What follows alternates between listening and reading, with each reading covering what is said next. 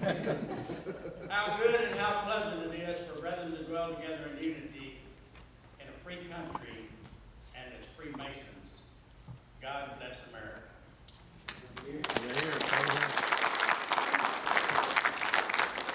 When I was preparing for this event, I was reminded of the story about a lady who every Saturday morning received a visit from a member of the Jehovah's Witnesses group.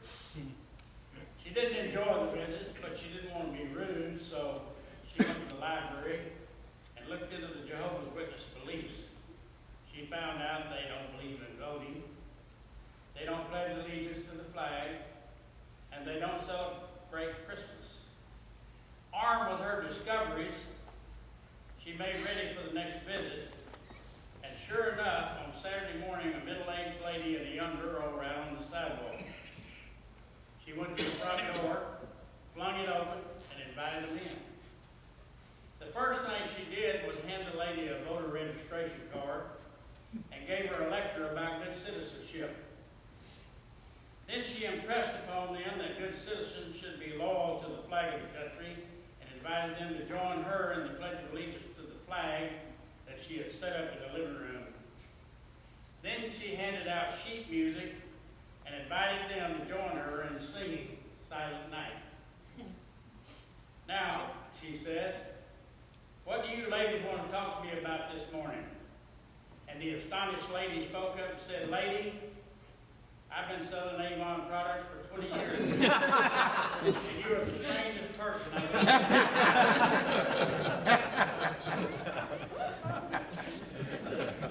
Ladies and gentlemen, it is a signal honor to have been asked to speak on the occasion of your S Richardson Lecture series. However, I'd like to tell you that it's not going to be a great lecture. I'm going to talk to you tonight about some things in my heart. And when I was approached about the possibility of being invited to speak here this evening, I admit to feeling a little bit awed at the prospect of speaking to your group. You have assembled here not only to enjoy the fellowship of those who attended, but even more importantly, that you might be reminded of the purpose of our organization. That being first and foremost, our concern for the needs of others. So I cherish the opportunity that is mine this evening to be with some of the most wonderful folks in the world who make our fraternal endeavor much more pleasant. I am often reminded of a story I heard about the program chairman of a Lions Club who had a program all lined up for the next day and was sitting in his den on a cold wintry night or day when a couple of questionable characters came to his front door and asked if they could do some chores to make a little money. Well, the guy happened to remember that he had an old dead tree in the backyard, and he told them he'd pay them a little something to cut it up into firewood. While he was watching the guys chopping around in the yard, he noticed one of them doing all sorts of acrobatics. Handsprings, backflips, cartwheels. And about that time, the phone rang, and it was his program chairman canceling out for the next day. He got to thinking about the acrobatics of one of the guys and went to the back door and called one of them over to see if they could put on the same show at the Lions Club tomorrow night. He said the club would pay them $50 apiece. So the guy said, well, I don't know, but I'll ask him. So he hollered out across the yard, hey, Harold, you want to chop off another toe for $50 tomorrow night? Anyway, folks, I enjoy having fun. I will tell you that it's quite a trip from Beedice, Texas to the Grand East of Masonton, Texas. Beedice, Texas has a population of 443, and the Grand Lodge of Texas has a population of 90,000 with 851 lodges. So it's been quite a trip.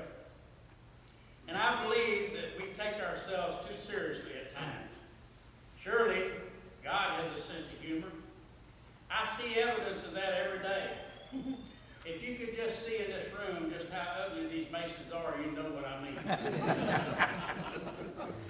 I'm not one of those Methodists who necessarily subscribe to everything that I'm told is gospel. I suppose you could categorize me as a rebellious Methodist. And I just don't think God intended for us to go around with long faces.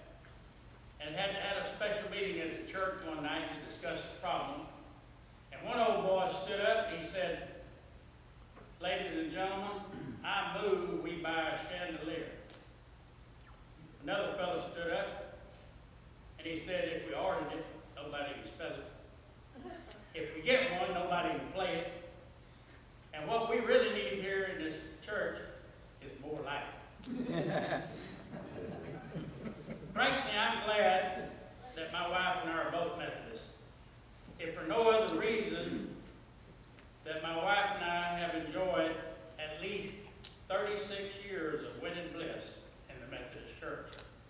And you know what, folks? That's not bad considering we've been married 45 years. You know, my Catholic friends tell me a lot of jokes also, and I kind of like those. And I like the one about Sister Frida. One morning woke up and she had the hiccups horrible. You know, you've all had them before. She held her nose pressures over her nose and tried to blow through her nose, and nothing cured the hiccups. So finally she decided, you know, I got to go to the doctor. So she did. She was sitting out in the waiting room, hiccuping, about to drive everybody crazy. And she finally got in the doctor's office. And she got in there, and the doctor, and in a minute, everybody in the waiting room heard like a panther screaming. Here comes Sister Frida out there running through the room and out the door, out the front door. So the little receptionist got up. She said, "Doctor, what in the world did you tell that woman?" He said, "I told her she is pregnant." She said, "Well, she really isn't, is she?" He said, "No, but she ain't got the darn hiccups no more."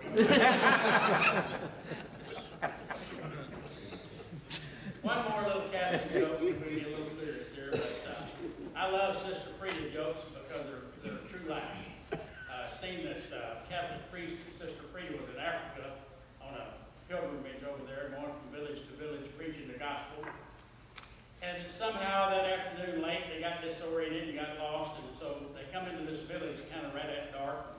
They asked the chief if they could spend the night, and he said, "Yes, you can, but I want you to understand one thing." He said, "The only accommodations we have is one little cot that's got 2 little beds in it." And so that was all right with them. So they got in the cot, and they went to bed, and a little bit, Sister Frida said, "Father, I'm cold." So he got up and laid a blanket on top of her and went back to bed. And in a minute she said, "Father, I'm still cold." So he got up and laid another blanket on her and went back to bed. Sure enough, in a minute she said, "Father, I'm still cold." And he said, "Sister Frida, I tell you what we're going to do, just this one day, one night right here. Just this one night, we're going to act like we're married." And she said, "Well, Father, I've never been married. I don't know how to do that." He said, "I'm going to teach you. Get up and get your own darn blanket."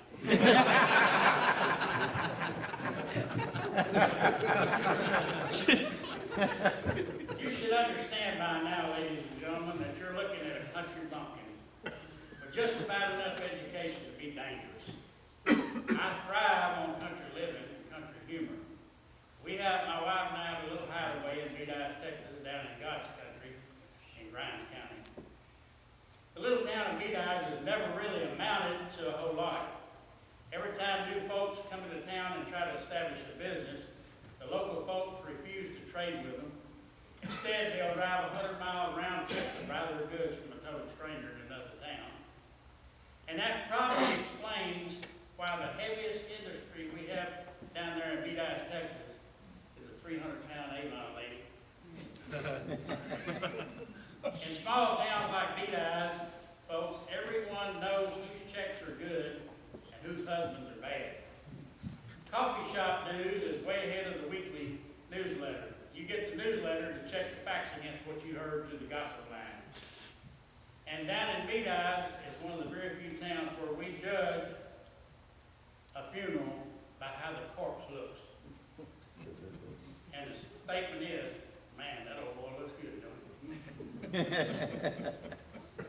It might be best stated that Rodgers is a place where there ain't no place to be doing what you ought not to be doing in the first place.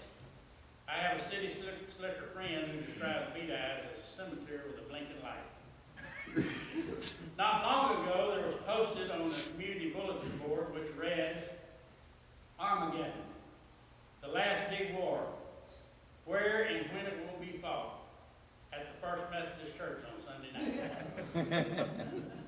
My roots run deep in Texas soil. Early in my life, I learned from a little fellow little than me to be happy, even in adversity.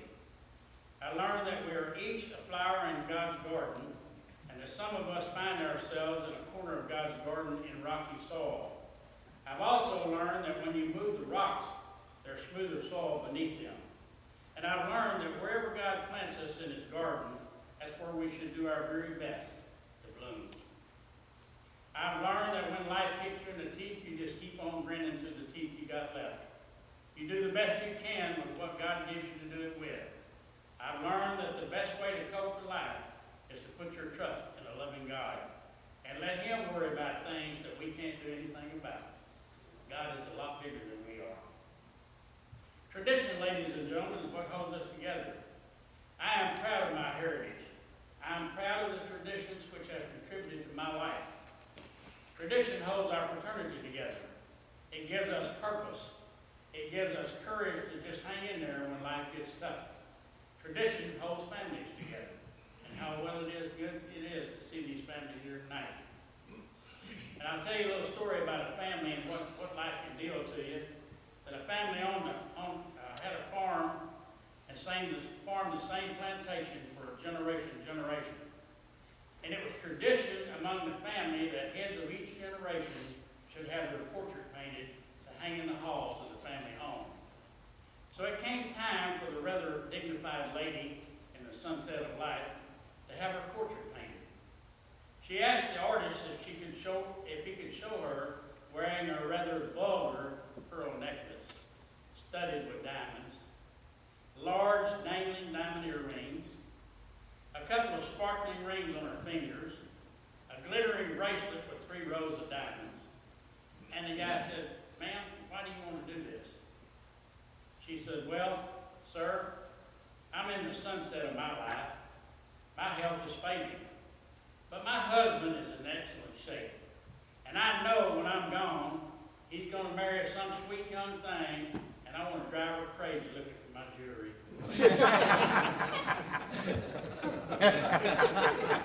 You ladies are unique, and the reason I say that unique is because I know a lot about ladies, okay? I have a wife, 4 daughters, and a girl dog. You serve in a unique purpose in our overall fraternal endeavor. I never cease to be amazed at what a group of ladies can do when they decide to do it. I'm even more amazed at some of the things I can do when my wife suggests that I do it. She can be just about as subtle as a burning bush in the ocean when it comes to suggesting things for me to do. And I'll utilize what time is left to make a few observations about overcoming obstacles that we face in our efforts to make our fraternal efforts fruitful. We often find ourselves asking the question, what can I do? There is only one of me. Let's drop the negative word only. Then we can say, ladies and gentlemen, there is one of me. When I think of overcoming the odds, I think of a couple of my favorite biblical characters. One such favorite character is David, the shepherd boy, the scrawny kid. There was only one of him. The whole army of Israel was scared to death of only one man in the opposing army, a big, brutal, sassy, arrogant, and overly confident giant of a man, a Goliath. The pride of the Philistine army who stood across the river, prancing back and forth, taunting, shaking his fist at a scared army of Israelites. I think we sometimes look out across the valleys of our good intentions. Our challenges brought about by negative thoughts about declining membership, our woe is me attitudes. And we are beset by the enemies of doubt, suspicion, and despair. The army of attitudes which prevent us from doing our very best. There are the times when we should be Davids with the confidence of good women and men, whose challenge is to make our fraternal efforts even more productive, to make our contributions to society around us more meaningful. Another one of my favorite biblical characters is Gideon, and he had a challenge similar to that of David. Gideon's concern was the Midianites. There's a small army of good men called the Gideons of just about every faith and persuasion who are dedicated to the task of providing copies of our Holy Bible to those who might not otherwise have access to one in a time of need. Nearly every hotel room has a Gideon Bible. They have the attitude that just a few good men can do a lot of good. We know the story about Gideon. He gathered up an army of 32,000 men to chase the rascal Midianites out of Israel. He exuded in confidence that he had plenty of good men to do the job. Can you imagine the You have entirely too many men. I want you to send 22,000 of them home because they are afraid. You can't count on them when the battle begins. They will desert you, and you're better off without them.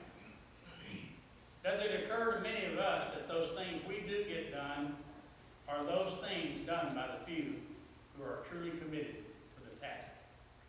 I think God was saying to Gideon, you need men who are committed to the job.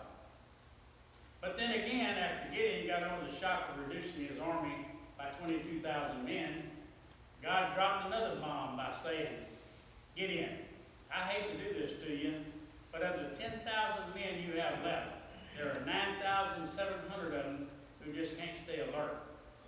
They're the kind of men who might just sit down in the rage of battle and watch what's going on instead of getting involved. So send those 9,700 men home. What you need to whip up on the Mennonites are good men.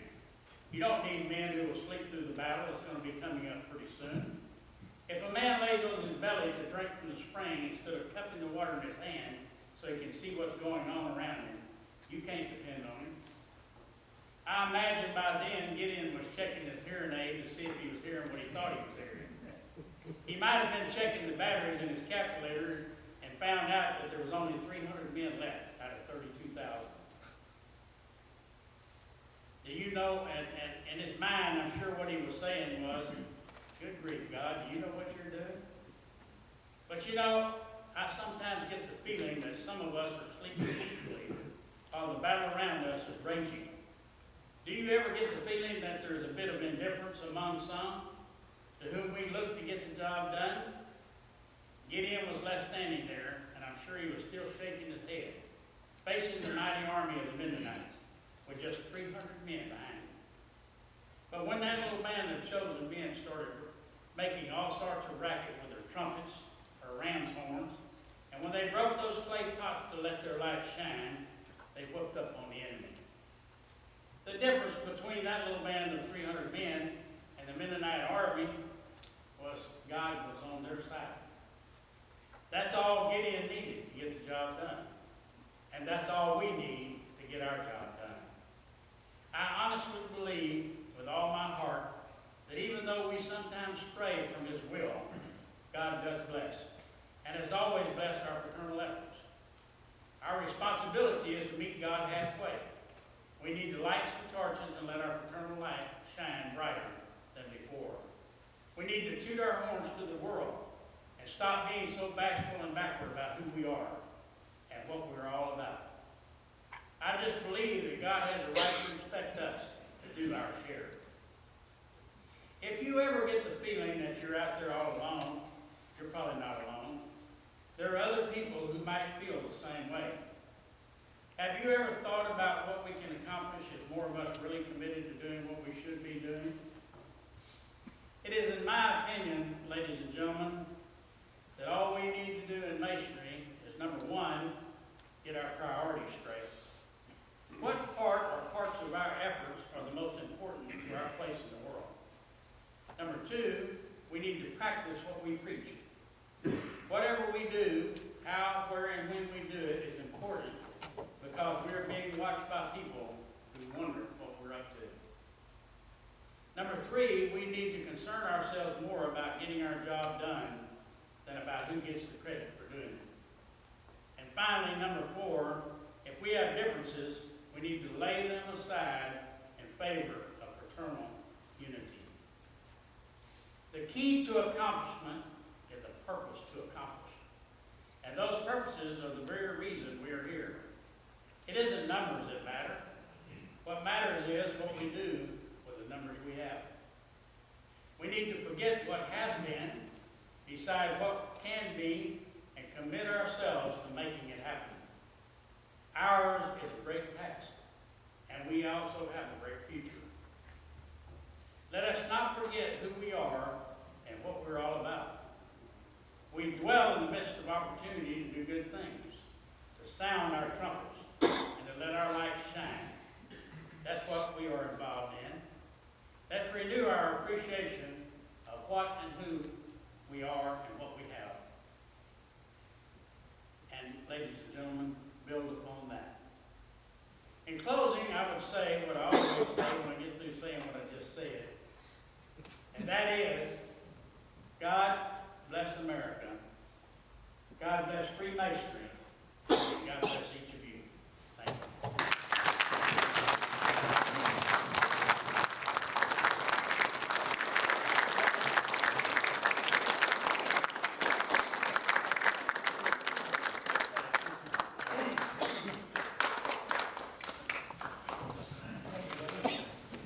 First off,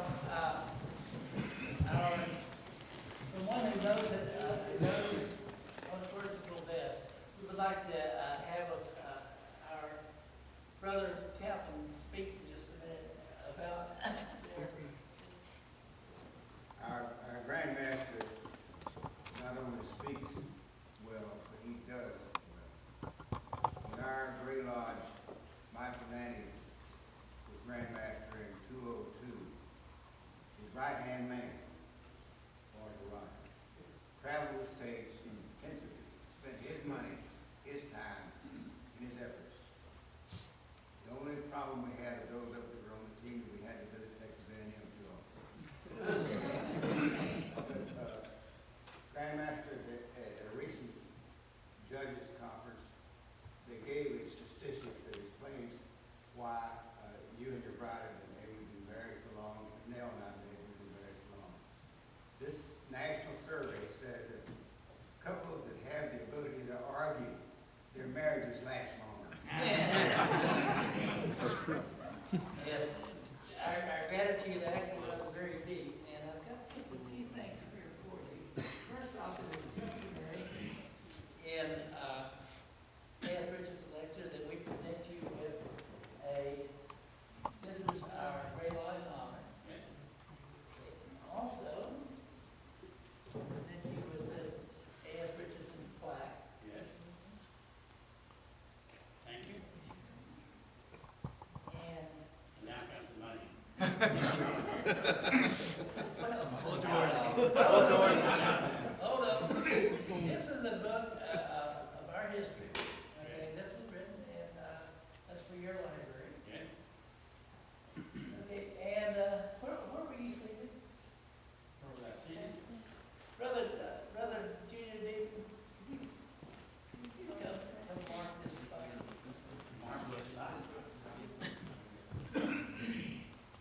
First off, let's let him read it. All right.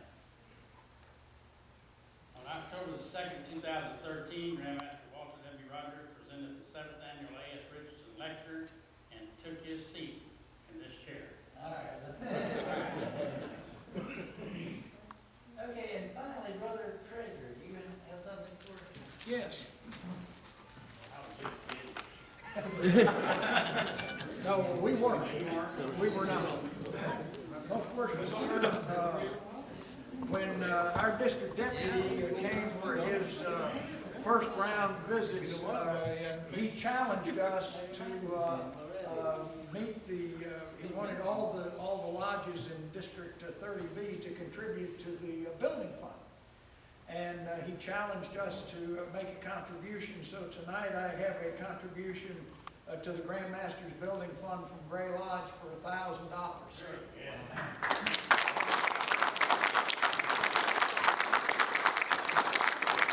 And with every $1,000 check, the worshipful master has told me to give you a Gray Lodge necktie, sir. Very good.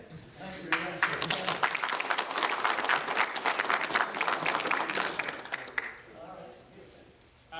Ladies and gentlemen, I'd like for you to know, number one, that that picture of that past Grandmaster back on that wall right there was, in 1983, I was assistant state coordinator, and a lot of times, but in 1983, I was assistant state coordinator. Everywhere we went to put on the conferences and do programs and stuff, there was always this skinny, scrawny kid around, all right?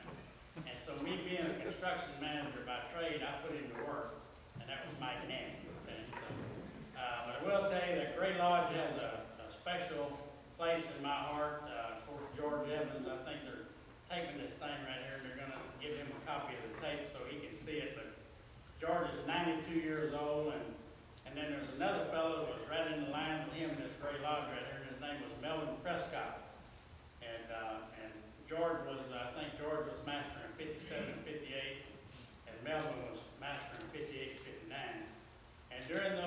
years, they raised over 200 Master Masons. And Melvin Prescott, the second guy, lived up by me, lived in Madisonville, and so I've known him all my life, and he was one of my lifelong friends. Of course, he's deceased now, but I can remember, not in my Masonic career, I've been a Mason 36 years, but back when they were master, Gray Lodge had over 2,000 members. And so I've been hearing stories about Gray Lodge all my Masonic career, about them bragging about Gray. So. And then of course, Mike Nandy also. So, Worship Master, it is an honor to be here tonight. And I really appreciate it. I'm going to have to leave momentarily because I've got another program I've got to take care of when I get home because my wife told me to. And I have another program in the morning. So, You sure you don't want to talk another hour? no, I just got back from a 14-day run too. So. Yeah. Gentlemen and ladies, this concludes the A.S. Richardson Lecture. We will adjourn for 5 minutes and then have our business